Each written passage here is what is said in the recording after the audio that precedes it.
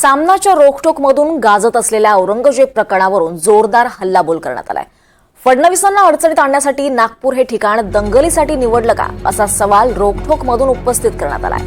नेमकं काय म्हटलंय सामनाच्या रोखठोकमध्ये पाहूया।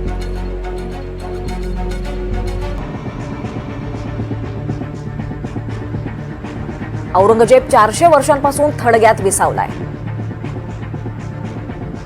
त्या थडग्यातून महाराष्ट्रात दंगल पेटवण्यात आली। नागपूरची निवड त्या दंगलीसाठी केली। मुख्यमंत्री फडणवीसांना अडचणीत आणण्यासाठी नागपूरची निवड केली। नवहिंदुत्ववाद्यांना राजकारण्यांना भाजपमधील बाटके खतपाणी घालतायत। ज्यांना औरंगजेबाचं थडगं पाडायचंय त्यांना हा ताजमहालही उकडायचा आहे काय? थडग्यातला औरंगजेब महाराष्ट्रातल्या मूर्खांनी जिवंत केलाय।